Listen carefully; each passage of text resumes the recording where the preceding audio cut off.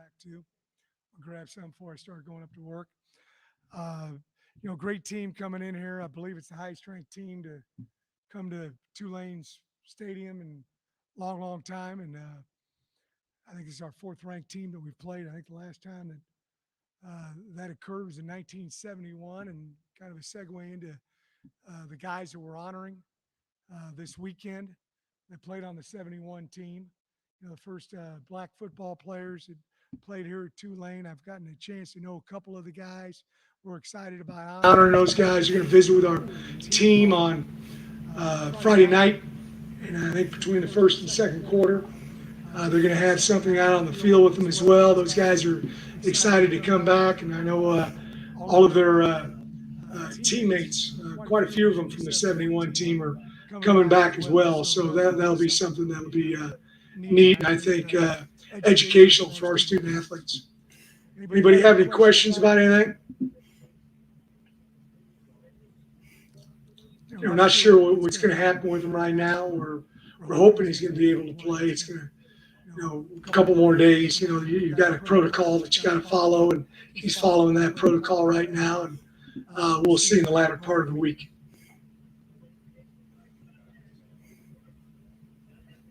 Thursday, that should help him, but we're going to, one of the things that we do here is we're very blessed. We've got a great medical staff, and they make all the decisions related to, guys playing, not playing, so we're putting it in the hands of Dr. Stewart and his staff, and we're going to do what's obviously best for Michael.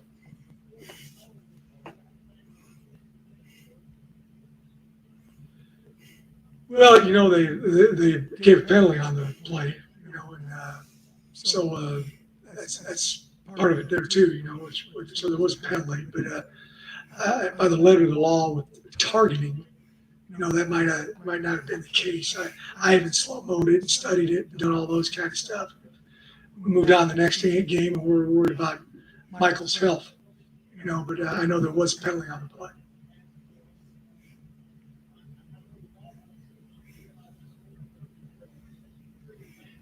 No, it's I'm not going to say it's different for each guy. Each case is different. But there's a time where guys, got to be able to do some cardio. Then you get them out and do some football-related activities, and then he's got to feel good.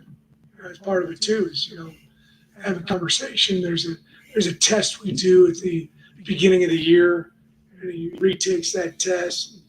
There's a score that they have to fall within, and so I'd never been there for the test, and I let them take care of everything, and time is the key element here. But like I said before, we want to make sure that he's 100% ready to go to be able to play the ball game.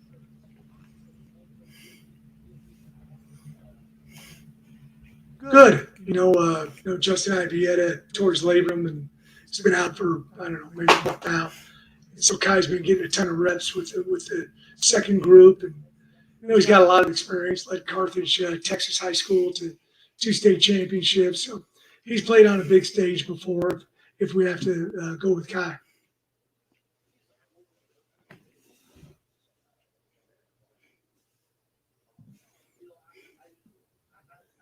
Well, you never know. I've had this happen before in my career too, and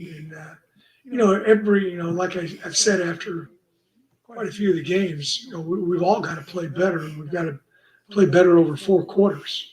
And so it's not just the quarterback. It's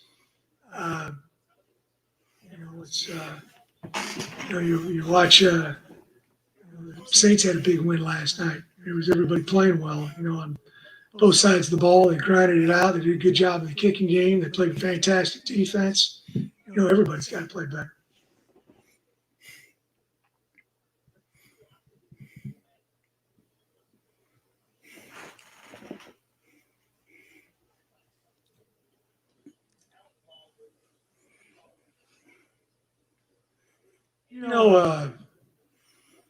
We're simplifying a little bit. I think when you get into a situation and you just we want to make sure we're correct on everything. Now, you can't be so simple. They know exactly how you're lining up every play. Nowadays that's a recipe for disaster. But you want to make sure that we're doing a good job of our guys understand their assignment and they do their job and they carry it out. There's going to be occasions where you get out athlete both sides of the ball. Their team, our team. But what you don't want to have is a lot of mental mistakes where you're not in the right gap or two guys are in the gap or you're getting guys behind you when you're supposed to be playing over the top. So I challenge my coaches on it every week. I challenge them on it again this week. Let's get this game plan in early so we can practice it often during the next few days. No, I haven't. No, I haven't. No, I haven't. It's been difficult. Yeah, it's been a obviously a difficult year. Our guys are fighting through it. The coaching staff's fighting through it. I'm fighting through it. I haven't been in this predicament before. Uh, but all I know is you just got to keep after it and keep grinding and stay as positive as you possibly can. Now, you're not going to sit around and hold hands and sing songs all day either. You got to point it out when guys are screwing up, and we're doing that as well. But you got to stay positive with it. You got to, I've met with the captains a few times, and we're changing some things. We're not changing a ton of things. I think sometimes people do that. They get into bad times and they change a whole lot of things. You don't want to do that, but we just want to stay in the grind and understand that we want to be in season heroes. We're in the midst of it right now, and we need to put as much effort as we possibly can into it. But you also don't want to put too much. You don't want to get where it's paralysis by overanalysis. Just keep going and going and going and going and going, and you're bound to screw up. And guys have had a great attitude, and they'll continue to have a great attitude. It's all right.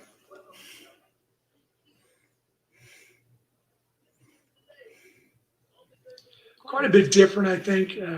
He's a big fella. He's, I don't know, 6'3", 6'4", 220 pounds. He's got a lot of experience. Uh, I watch a lot of TV games because sometimes you can pick those up. Got those copied. And sometimes you hear about some of the work that he's done with, getting his lower body in sync with his upper body, and you can see that in his passing mechanics. He runs the ball well. He's got excellent speed. Probably going to be a high draft pick. He's an excellent football player.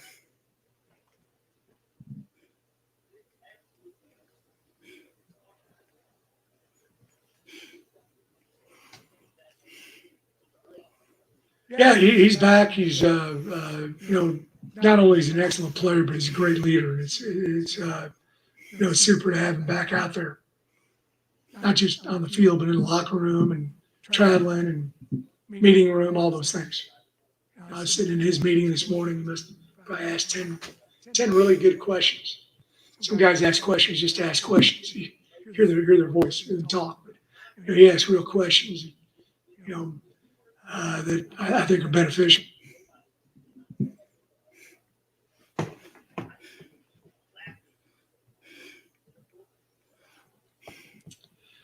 Oh, they got behind him on a play, and I don't know if he tweaked something or not. I'm not sure.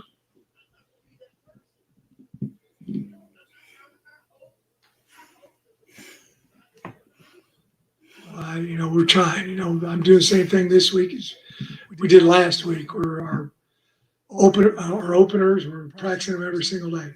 A lot of times you practice your openers maybe 2 days prior to the game. You hit them on Thursday, Friday, and Saturday morning. We're hitting them every single day. And as something I told our coaches I wanted in. I want to work on it, or we're even doing a little bit of that defensively, so that that we put a lot of thought, and time, effort, and energy into our openers, and the kids got to know them, and then you can work those against a variety of different fronts, coverages, plays defensively. So that's one thing I've always done that in my career. So that's one thing that we're doing, and it usually helps you out a little bit.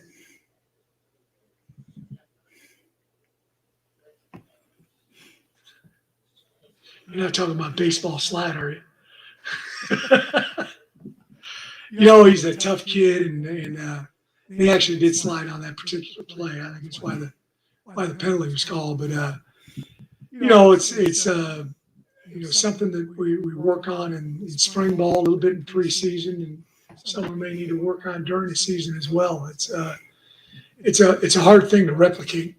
Where you exactly when you do it, and you do it a split second too late. It's when you have problems. You do it too early, and it's fourth and happened to us early in the year. One time we slid a little early, and would have been an easy first down, and instead we ended up having a 4th and 1. We had to go convert it, but something you got to practice, and over time you get better at it.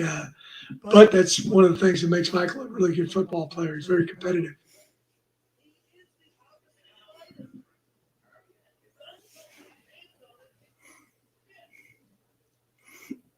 Well, we've got a couple other guys that are playing over there. We've got Josh Coltrane, Christian Daniels.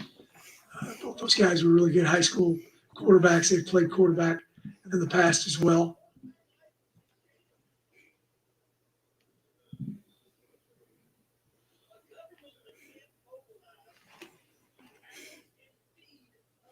My wife.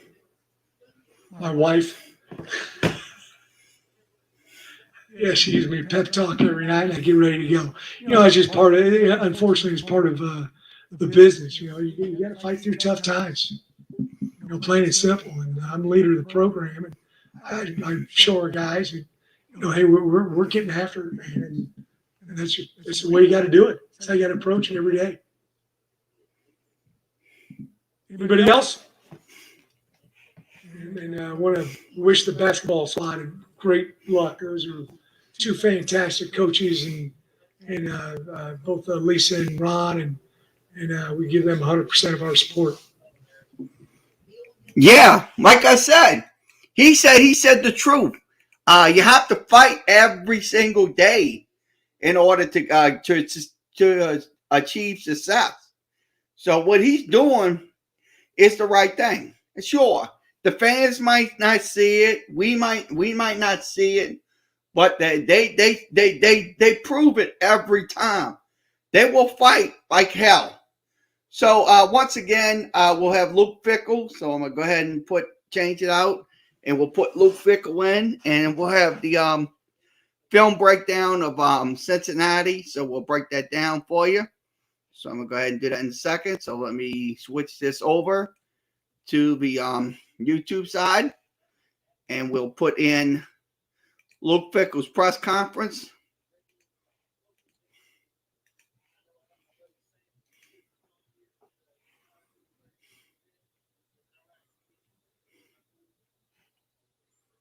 We're just waiting for Luke. He should be up in a second. Let me switch it. Let me rewind it where it can fast forward it where I can get it to Coach Fickle. There it is.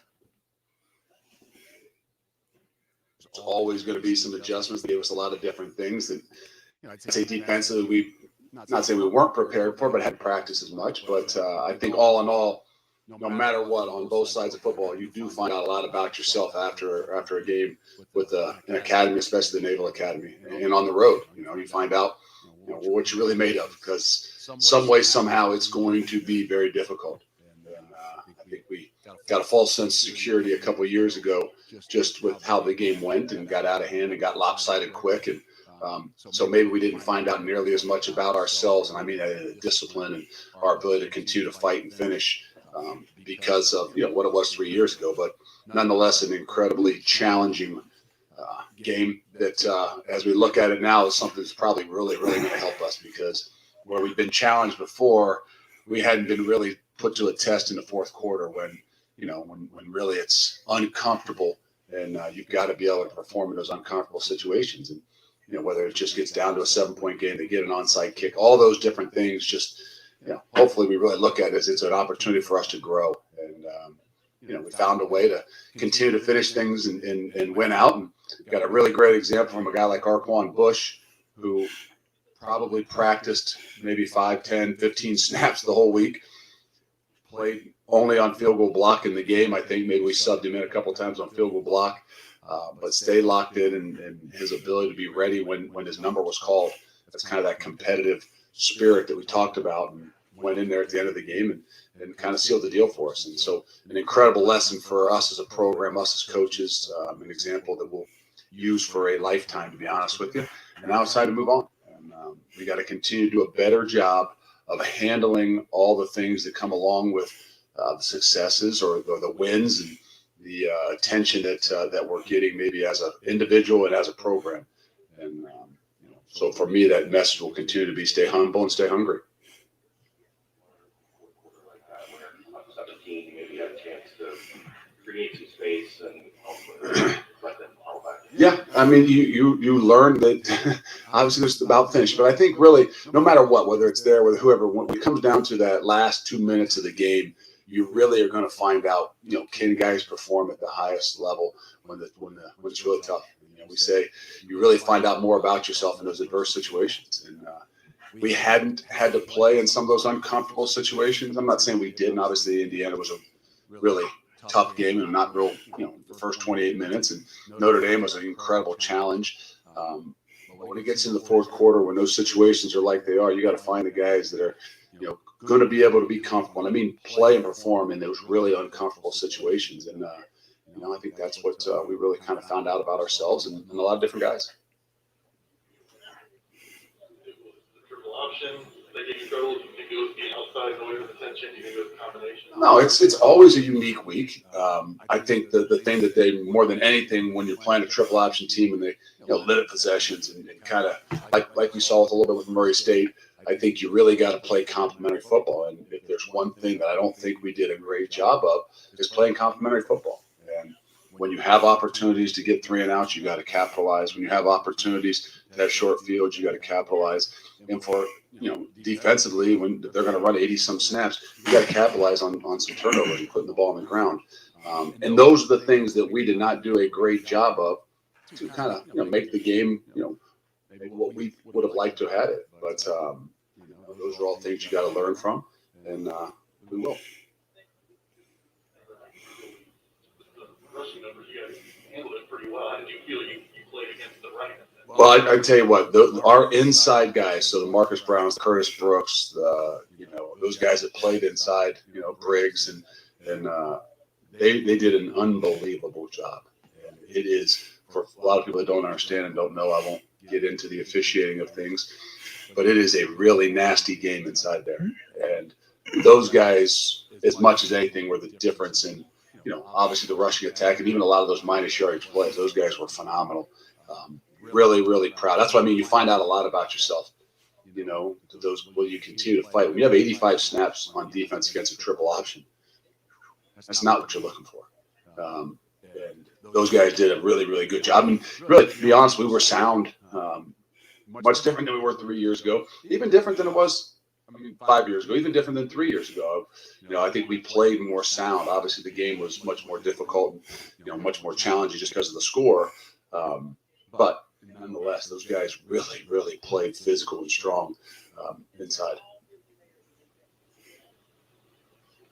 You mentioned struggles early. Were you expecting that onside kick after Navy scored that first touchdown? They call those surprise onside kicks for a reason, because they're a surprise. Again, after the game, I told the guys, or on Sunday, not saying an ambush, but I'm not sure I did a good enough job at really preparing our guys for maybe what we were going to see. I don't mean triple option. We prepared for the triple option. We prepared, obviously, what we were going to see, for the offense, what they were going to do. Maybe we didn't play as much work as much 4-down stuff. But just not recognizing, this is the highest ranked team to come in since 1984 when they beat South Carolina, and all those things that started to kind of recognize and realize a little bit more come Friday night. I'm like, there might be some things that, I'm not saying we weren't prepared for, but maybe I didn't pound into their heads well enough. And that's why I'm looking at myself. So some of those situations, some of those things, I think they did 3 onside kicks. I'm sure they had a couple fake punts ready for us. They give them credit. They had a great game plan, and they were going to let everything go. Or is it to keep the offense from trying to make everything happen off one play? They're sitting on the sideline. That's the difficult thing. I mean, that's why it's complementary football. That means, the whole idea the whole week was about execution and taking the opportunities that are given to you. And that's where we didn't do a good enough job. We get them to 4th down defensively, and we jump offside twice. And we don't make them execute. The times they go for it on 4th down that we don't jump off sides, we stop them. That's execution. That's making them earn everything. If we get an opportunity, you don't get as many series on offense, or sometimes there's a long time in between series because it's a longer drive based on how they play the game. You've got to be able to go in there and execute. And that's what I mean by the greatest example we're going to have is what Arquan Bush did. Is to be really ready when your number is called. Here's a guy that didn't really practice much because he ran nickel and maybe he played some corner. You get into a game and there's a guy, I'm being honest, he was on the sidelines asking to call every single snap like he was playing. And one opportunity or the little opportunity that he gets, he goes in there, makes a play to win a football game. Those kinds of things that we can learn from, I think, both sides of the ball. Example of kind of speaking back to 2 questions ago. Teams are going to throw stuff at you haven't seen. There's a bigger target on your back. You're going to get a different environment when you go places. Is that kind of one of the things you're going to use as a teaching lesson? Yeah, it really kind of, for us, got to kind of go back to the focus has still got to be on us. If you prepare all week worried about what somebody's going to do different because, oh no, what do they really expect and what do they think they got to do to win a football game? It's really difficult. It's hard to get your guys prepared. So more than anything, just in this situation where we are, and I think we're going to have to hone ourselves in and figure out who exactly are we. We know who we are. Let's continue to be who we are and make sure we're focused upon ourselves. And a lot of the situations are going to be adjustments when it comes to game time. We've gotten a lot of attention. Beavers, even Curtis got this week. Joel had a big game against him. He kind of doesn't get mentioned with those guys as much. How have you seen his development, not only from last year to this year, but just in general? He's done a great job, and it's kind of hard because, in that situation, Joel has done an unbelievable job. Wilson Huber is kind of playing behind him and playing, substituting him with him a bit more. Last week was difficult to do because you haven't seen a whole lot of things. And it was hard because, Joel is a guy that got a good feel of the game. He was in the right place, playing really well. There's times where guys are going to get overlooked. And then all of a sudden you look at the stat sheet and you say 15 tackles or something like that, which, is kind of unheard of. But he is all around doing a really good job at, playing the game, taking his game from what he was last year, I believe, to another level. You were even alive when I was playing. I was alive. I know you were. You were in college when I was in diapers. You treat kinship between the way Joel plays and the way I was down there where the men really play. So sometimes I say those guys behind it, they don't really understand until they put their hand on the ground and get down in there. So I don't know. It's hard to compare, But those guys that I think that, maximize who they are, use every ounce of ability that they're given and play above their God-given ability levels. If I can be compared to those kinds of guys like that, then I'm in a really good place. He played D-line in college. That's why he is who he is. And then he got pretty and moved back there in the NFL so he could play longer. Another team with not a great record, but they'll have the home crowd behind them, and they'll come in, look in the top of everything you built. Is that going to be a part of the message this week to make sure you guys on the hook of this? It's always key to know what you're walking into. And, I think that's where the maturity of our program's got to take over. Not just handling the outside things, but knowing what every week we're going to walk into. And there's some things that you're unknown, but it's a football team that pop on game one, watch them play against Oklahoma, and they got a chance to win the football game. And sometimes things don't go their way, and maybe in the last few weeks have not gone their way, but they're still scary. They're an offense scoring 31 points a game, and in the situation in which they're in, they're going to be free spirited. Knowing that they're going to be, able to do a lot of different things and take some chances and shots. And that's why I'm saying for us, we got to focus on ourselves. We got to make sure we're mature enough to realize what it is that we're going to be walking into. And we don't always know what that is, meaning I don't know what the crowd's going to be like. Maybe the crowd's going to be really, really crazy and it's going to be hard for our guys to hear. Or you might go in there like last week. They didn't play any music in pregame. I mean, it was a little different. And I think no matter what, as a competitor, you got to go in, make sure you focus on yourself and know what to expect to prepare yourself that way. I asked you to get to the line of scrimmage against Navy. Is there any concern the following week of a little hangover from that? Well, if you really look at the history of playing a triple option team, it's the week after that. A lot of times those teams have bigger problems, and not because they're dinged up or hurt at times. It's just whatever it is that you normally do, you go away from everything. So. That's where you're going to rely upon the Joel Blancos of the world and the Majay Sanders and the Darian Beavers who have played a lot of football that, hey, Sunday hit. Once Saturday at 4:30 was, I'm not saying we didn't watch the game film and get a lot of things from it, but it's like, put that thing behind you now. Make sure we get our minds back into how we play defensively. And so sometimes it's more of that where you got to rely upon, the experiences that you've had. You've got such an experienced team, and you guys have won so much in the last couple of years, but kind of what you're describing is sort of almost like the next step for your team, like understanding, okay, now you've reached this level, but now you have to learn to sort of what it means to be at this level in different circumstances. I don't know if that was a great. No, it is. I think there is some steps to that, and I think that's the biggest for the coaches as well, and what we can prepare our guys to be ready for. And as a coach, you can get overblown into thinking like, okay, what are they going to do? Okay, well, I heard about this. I heard that, and all of a sudden you start preparing them for all these different things, and you forget about what's the most important. Let's take care of ourselves first and foremost. So let's make sure, we know what it is that we're doing and why we're doing it. Now, you get into a game where you got to make some adjustments. You got to rely upon experiences that you have, the ability to communicate with those guys and make some adjustments in game as opposed to thinking you're preparing for every single thing. That's where I feel we did a good job last week defensively when we got into the game of making some adjustments on what they were giving us. We had not probably practiced the flexed out motions is one bit of what they had given us.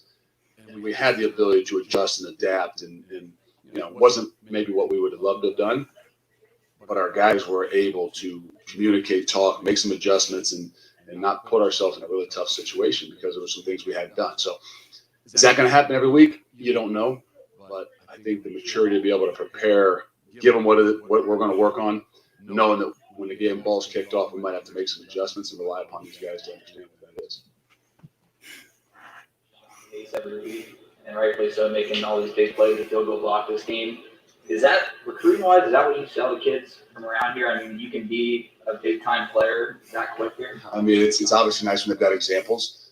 He's doing a great job, and whether that's a kid from around here, whether that's a kid from not from around here, I think the idea is that you're seeing guys that are getting notoriety, you're seeing guys that are making plays, and really you're seeing guys at a young age that are having opportunities. And I think for us more than anything, they're seeing, hey, there's guys at a young age, not just. I mean, Sean Pace might even be listed as a starter, but obviously he's playing a lot and playing, majority of the time, this, that, and other thing at a young age. So I think it's an example of not just a hometown kid, but a guy who's a young kid that's getting an opportunity and shining. And if you're at some places where maybe you don't get those opportunities as a young kid, I mean, you go back to Ahmad Gardner. A lot of places he probably wouldn't have got an opportunity at 162 pounds as a true freshman to get put into a game. But I think think that's the way we want to do things, the ability to play more guys, get guys opportunities to legitimately get experience playing the game. And you find out a lot more about them.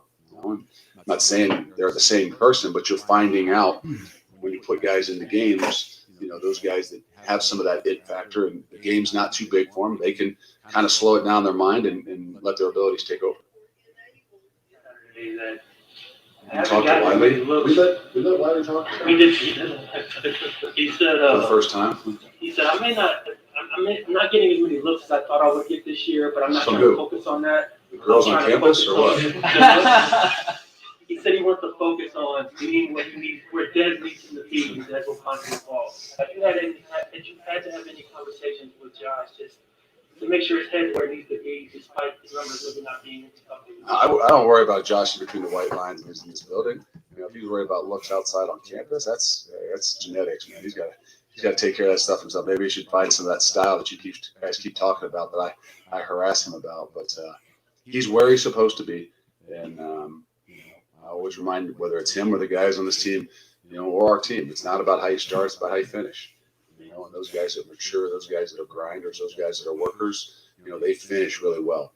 Because no matter what the situation has happened, they find ways to continue to grow and get better. And I believe that's who Josh is. And whether that means that he all of a sudden finds the right spot and the ball finds him, it's amazing. The better you work, the more you don't worry about it, the more that thing will find you. How does what Lowry fails to impact the field of things? I think it just makes a greater competition.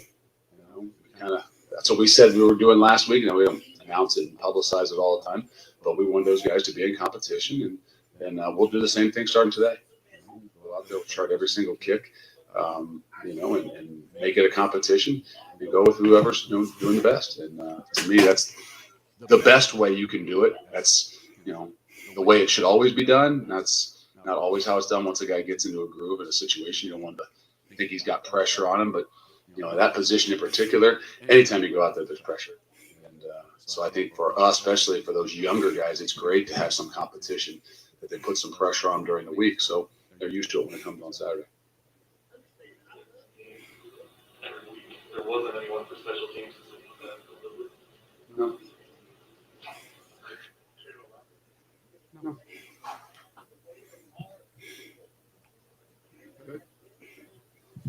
Zaza maybe can answer. I don't know. Okay, let's go video scout. We're gonna go video scout now. Doing 21 plays. That was let's put this on pause. Okay, Cincinnati and Navy last week. We're gonna break this film down for you. So let's go begin. Okay, once again, I'm looking at four down linemen for the Bearcats. They have 1, 2, 3, 4, 5, 6, 7. 7 players drop back, so it's a drop back. So this is on 3rd and 3 situation. So let's see what happened. They're in an I formation, so let's see what they're going to do on this play. 21 plays. So they're going to run the ball up the middle. So Navy is going to run it up the middle. That's going to be on 3rd and 3. Let's see what happens. So they'll go to the right, the left side. So they got their players coming after them. So it's 3rd and 3. So it's a left side run. Down and out to the corner. A first down and much more for Chance. So that was the first down right there with Chance Warren. That's on a left side run. So they'll run. That's what they did against the Cincinnati defense. Senior, one of the captains on this team. So it's a pitch out right there. So he pitches out to the left. Screen here. Just keep your eyes there. There goes a guy down. Short and the Okay, this is on 1st and 10. Once again, they run 4 down linemen again for Cincinnati. That's kind of the whole idea of this offense. And when So they'll pitch the ball out. play well, they do it very well. So they'll pitch the ball to the right. So they go to the right. Number 87 finds some daylight right there. So they're going to go right side this time on that pitch out. So that's what they did against the Cincinnati defense. With a blocker on in front of a huge gain inside the 10, all the way down to the 5. James Numbarger. It'll be first and goal for the midshipmen. To the left side, caught him off guard. Everybody steps in. So they're going to go left side. So that's a left side run right there. So they're going to go left side on this run. Then they're going to go right. They went right side, but they're going to go left side this time. And now the perfect play for Numbarger to come back around. Reading the option. Okay, this is on second and goal. So they'll have their they'll bring the house right here. 1, 2, 3, 4, 5, 6, 7 men on the line. So they're gonna bring 7. So let's see what happens on this play. Down here, taking care of the football. So it's an I formation. They'll go fullback dive. So it's going to be right into the end zone for the touchdown. So it was a nice little fullback dive, nice little dive right there. So it's a dive for a touchdown. Yeah.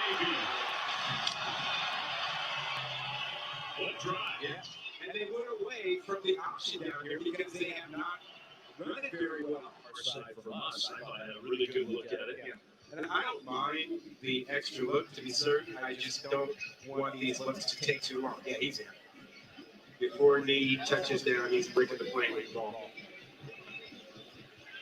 And I think that size, Ty Laventai. So that was a nice little run right there by Ty Laventai to get into the end zone. Pretty big kid. That size helped him on that play. Other quarterbacks tend to be about 5'10", 5'9". He's 6'2". And he's able to stretch across. Well, to the point that you made. So we're gonna move along to the next play. So we'll move along to the Cincinnati side of the offense. So that quarterback looks like he's gonna drop back. He's gonna try to throw the ball. So nice little pass play right there. So Ringer will hit his man. 2 men going after him. So he hits his man consistently. So that pass was a big gain for a first down. Right on the money, and that's going to be a Cincinnati touchdown. Josh Wiley, the tight end. So Josh Wiley is one of their tight ends, number 81. Safeties have been an issue. So he throws the football. See how he just throws that ball, running free, and he was wide open. So he was wide open catching the football right there. Pass the safety in the middle of the field. Could you handle that? So Navy will get the return. So let's see what Navy does on this return. Navy will return it to the right side. So that was on the right side of the screen. But so far, only 1 penalty flag down on the field. A couple teammates asked. Okay, this is on 3rd and 10 situation.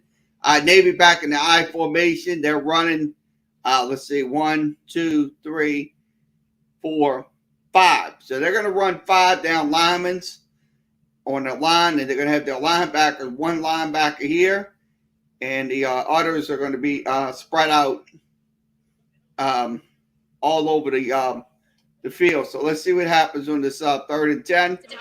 He said all good, though. You know these guys are tough. So nice little screen pass. So he gets a big gain out of that. So that's a big gain for Navy. For a first down for Navy.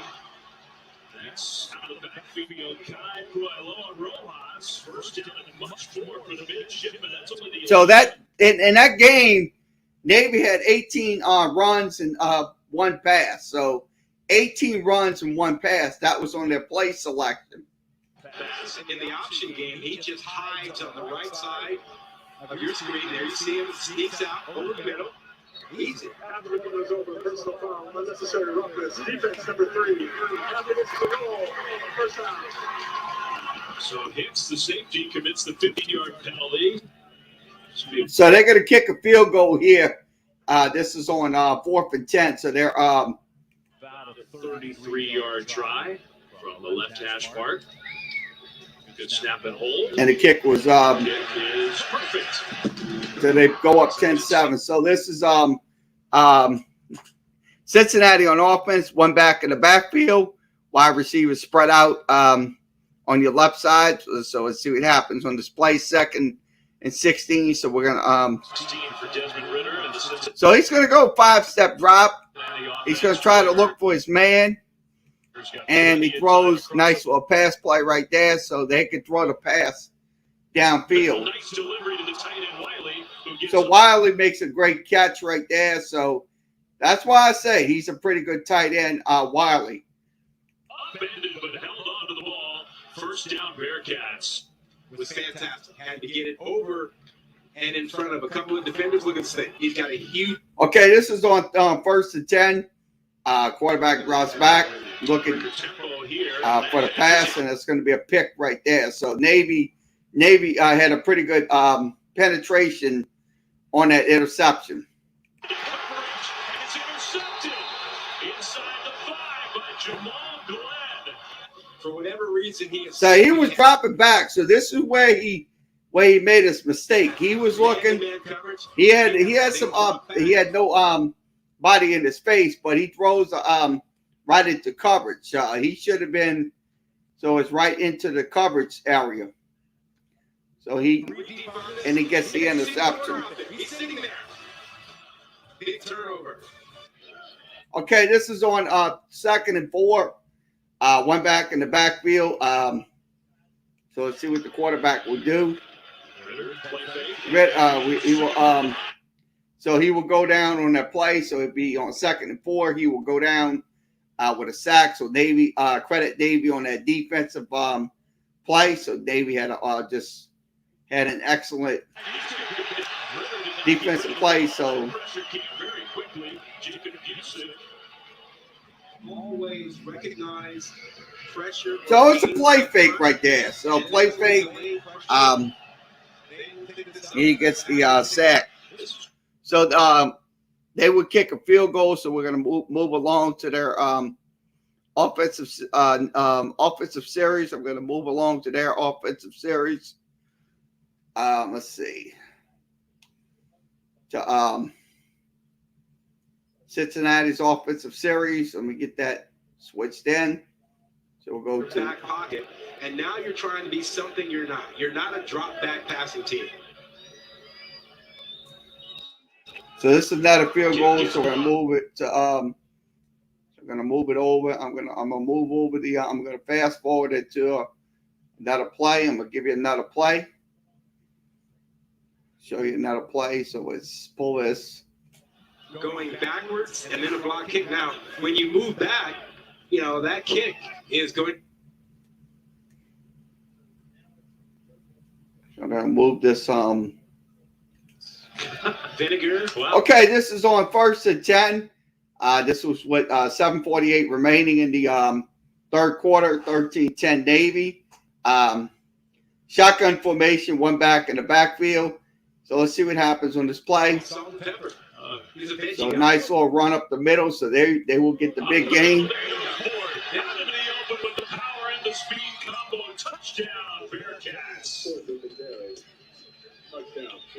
So Jerome Ford, this young man right here can absolutely, on that 43-yard touchdown, he was bucking it. So he scored the touchdown from 43 yards out.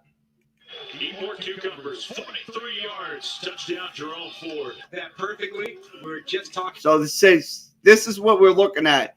Offensive line is blocking, so they have a pretty good offensive line that's definitely blocking for Ford. So Ford gets nice little run, so he gets away from the coverage. Nice little run by Ford to get in for the touchdown. So we'll run another play. I'm going to go over to another play. This is on. So Ford goes up the middle. Nice little run. So it was perfect penetration on that run for the first down. So let's go over to another play. We're going to run this one on 1st and goal. So 1st and goal. Cincinnati has the ball. They have 2 wide receivers on your right and none on the left. So one back in the backfield. Let's see what happens on this run. So they'll throw a nice little pass, little screen right there. and they'll get it into the end zone. So that's what they'll do. They'll throw screens at Navy. So that's what they did in that game versus their defense. Is throw screens. His second of the game, and they said they were going to try to get him more involved. He's been very involved. So that's Wiley, the young man. Josh Wiley. Nice, easy play. They've been running that split zone action all day. So it was a split zone play. So that's what happened. Split zone play gets them the touchdown. So let's see what else they did. We'll fast forward it. I'm going to go ahead and fast forward it to the next play. Let's see. Next play looks like I'm going to go to. See, I'm trying to get a play I could run. Okay, this is on defense. This is on 3rd and 10. Navy back on offense. So it looks like they're not one back in the backfield. So wide receivers are spread out. So let's see what the defense. The defense is blitzing 4. Line of scrimmage. No, a 3-man front. They're in the range where they could take a couple of shots. They throw, and it is intercepted. So that was a good interception right there. So that was a definite 3-man front interception. So that was on a 3-man front, running the 3-man front. So that's like I said, that was a good, excellent play. So that's what the Bearcats do. They will throw the ball, and they'll also throw screens, and they'll run the football. That's the thing they'll do on the offensive side of the ball. Now, on the defensive side of the ball, Cincinnati will go 4-man front. They'll go back to a 3-man front, and they'll switch it up every single time from a 3-man front to a 4-man front, and then they'll go man coverage and so on. So that's how they'll run their plays. I mean, because they use 80 plays in a game, and that's what they do. So once again, that is a film, a preview of what's to come for the Tulane defense this Saturday with their offense and stuff like that. So let's go ahead and give you the stat breakdown on this game, and we will wrap this up. I'm going to go ahead and do that. So I'm going to put this in, and we'll go over the stat breakdown. Okay, the game is going to be 24-point for Cincinnati, and Tulane's a 25-point underdog in that game this Saturday. So let's look at both offenses, compare those offenses. Okay, let's go to Cincinnati first. In points scored, Cincinnati scores 41 points. Tulane scores 31 points. That's 42nd in the nation.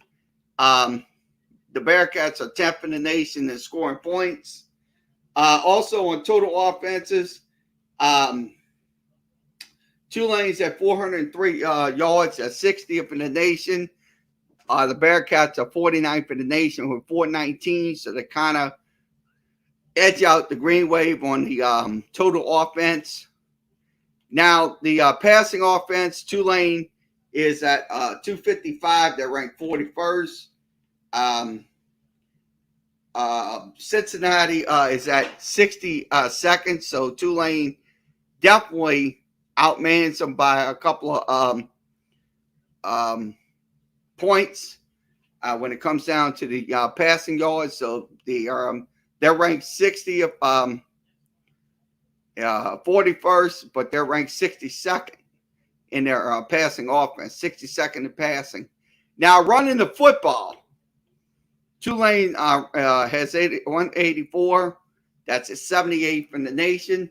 Cincinnati, once again, ranks them by a couple of points. They're ranked 42nd with 184. So they're at 184. Tulane's at 148. Now, yards for a pass. Tulane's at 7.4. Cincinnati's at 8.1. They're ranked 44th. Now, the run yards per game. Tulane's ranked 74 with 4.1. And Cincinnati's ranked 7th. So Cincinnati's got the 7th best yards per game average in the nation.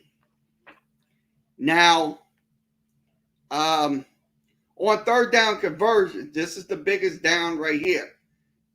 Tulane's at 102nd. They're at 35%. Cincinnati's 40th with 44.2%.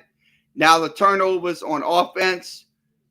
Tulane's has 14 turnovers. That's 126. Cincinnati's 34th with 6. Now sacks in the game given up. Tulane has 7 given up. They're ranked 53rd. Cincinnati's ranked 12th in sacks given up by the offense. So that's a comparison worth looking at. Now we'll go to the defensive side of the football. Tulane is ranked 128. They give up 42 points a game. Cincinnati is ranked 3rd. They give up only 14 points a game. Now, yards per game, Tulane's ranked 128th. They have 493 yards.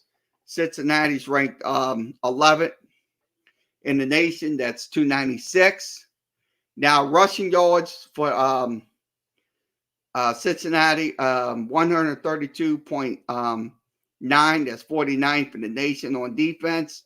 Tulane's at 193.7. That's 109th on the defensive side of the football. Now, the yards per play given up by the both defenses. Cincinnati's ranked 10th. Tulane's ranked 116 with 8.6 yards a game. Now, rushing the football, run defense gives up 4.6. That's 97th in the nation. And Cincinnati only gives up 5.2. That's 2nd in the nation. Now, running the football, 4.6 for Tulane and 3.3 for Cincinnati. They're ranked 21st. Now, on third down defense, Tulane is ranked 91st with 41.5 third down conversion percentage. Cincinnati's 31st with 34.5 on third down defense.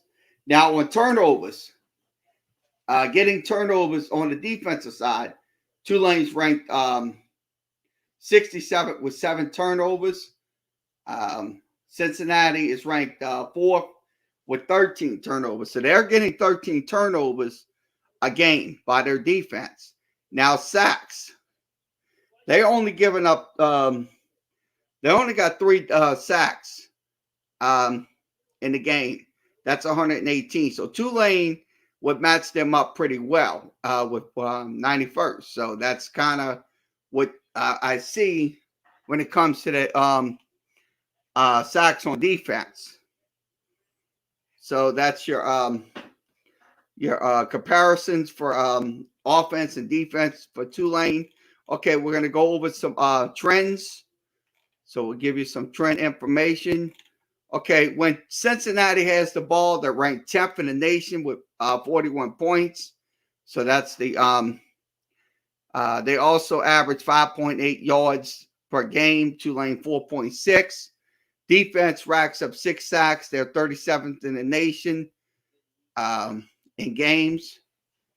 Also, Cincinnati is 49th in offense per game, 419. Tulane 128. Now, Tulane has the ball. The Bearcats forced 13 turnovers. That's the most in the FBS. Tulane's 102nd in third down efficiency. Cincinnati's ranked 31st.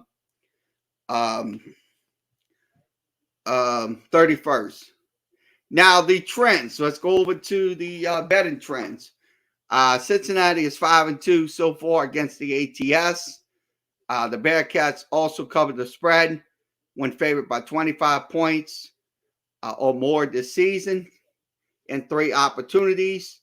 Also, the total of 4 outs of Tulane, Cincinnati 7 games that they have gone over the total. Also, in 3 of the 7 games this season, Cincinnati's and its opponents out has gone over 61 points. And also the Bearcats not yet to lose a game with the money line being 6-0. Now the betting trends for the Tulane Green Wave. Tulane Green Wave has covered the spread 7 matchups this year. Also, as a 25-point underdog, they covered most of the spread. Also, Tulane and his opponents have combined for over 6 out of the 7 times this year they went over the spread. Now, Tulane games this season has more combined scoring, total 61 points in 6 of their last 7 outings. Also, Tulane has won one of their 4 games as an underdog this season. Now, players to look out for, Desmond Ritter. He is one of the quarterbacks that was focused on that video. He's averaging 231 passing yards a game. He has 126 out of 198 passes, his 63% completion percentage. He has 16 touchdowns, 3 interceptions. Also, he tacked on 124 yards on 42 carries, so he's one of their main runners as well. Jerome Ford churns out 795 yards. That's 113 yards a game. That's 13 touchdowns. Also, Ryan Montgomery has run for 125 yards on 19 carries. So that's going to be your main keys, is to stop Ford and also stop Montgomery going into this game this weekend. Also, Alec Pierre catches 27 balls for 443 yards. That's a 63.3 average. He also scores 3 touchdowns. And another guy to look out for is Tyler Scott. He has also added 13 catches for 255 and 3 scores. He also has an 42.5 average per game. And Leonard Taylor is another guy that catches 18 balls for over 184 yards. That's 26 yards a game. Now, the question is Michael Pratt going to play in this game? I hope he does play in this game. I definitely hope he does play because, look, we're going to need him out there. Sure, Justin Ivietter is on the bench. I don't know about these other quarterbacks that we have, but if he does play, he'll be on maybe in a couple of limited series and stuff like that. So if he comes in, it'll be full game. But if he's got to get limited, that's going to be fine. Now the next thing we're going to talk about is Cam Cowell. Cam Cowell. I want to see Cam Cowell break out of those streaks. He gets tackled all the time for losses, but he can make a big difference catching the ball. He has 13 catches. Now, Tajay Spears is another guy that we're going to be depending on. He has 38 carries for 201 yards. So we like to run the ball. We're going to have to depend on those 2 guys, Carroll and Spears. That's what we have to do. Now, Tydrick James, he's our tight end, but we want to see him catching the ball and not dropping the ball. He has 23 catches for 350. He also has 3 scores, but he's averaging 50 yards a game. Now, Deuce Watts, I want to see him make some significant catches in the game this weekend.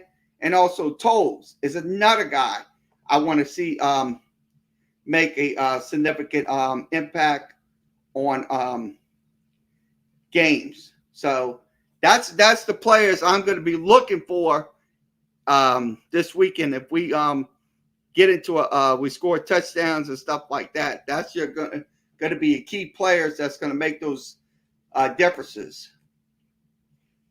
Now we'll go over to some red zone breakdowns. I'm going to break down Cincinnati first, and then we'll break down Tulane next. So I'm going to go to the red zone offense. So I'm going to break those down for you. And I'll put that in the screen, and we'll break that down.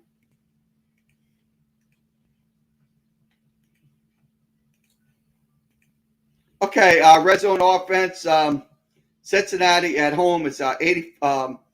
All games is at 84%. They have 24 touchdowns and 4 field goals. Now on the road, they're 10 of 12, so they're about 83%. So we have to make some significant stops in that red zone.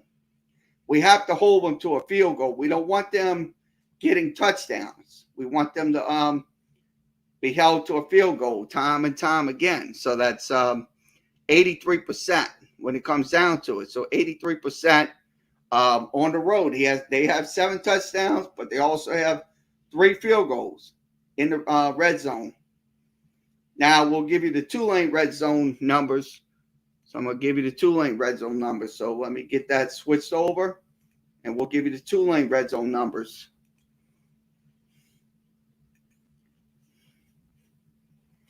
And I'll go ahead and give you those Tulane red zone numbers.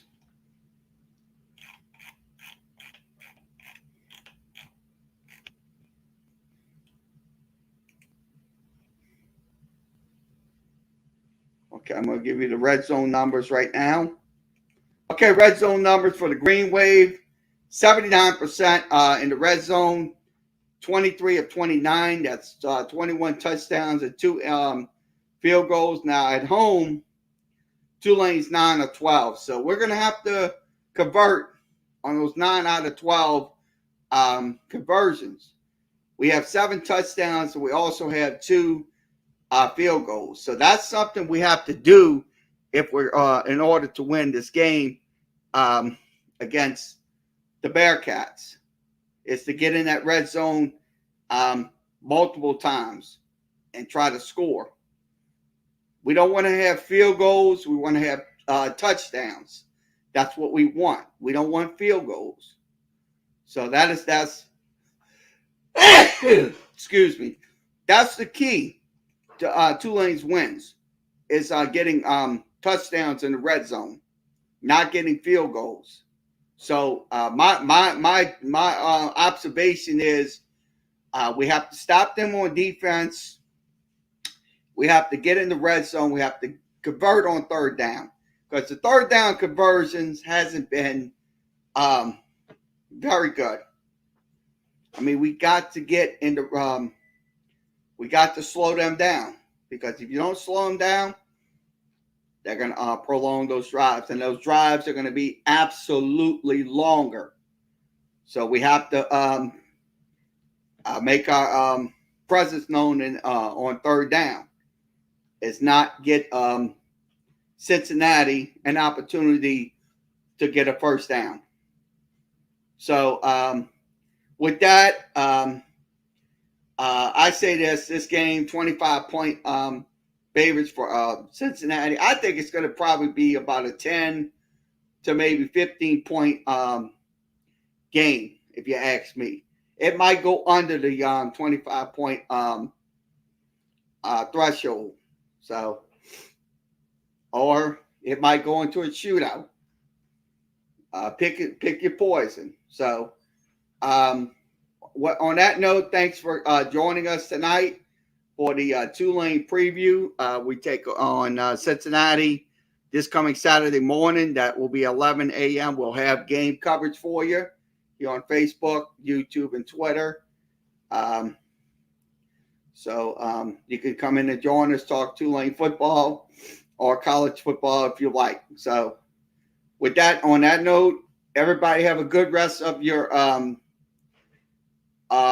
Tuesday night. We'll be back tomorrow for Saints preview. We'll have it either in the morning or in the afternoon. We'll have it in the afternoon because we have Pelicans basketball tomorrow night. They will take on the Atlanta Hawks. So Pelicans basketball tonight against the Atlanta Hawks.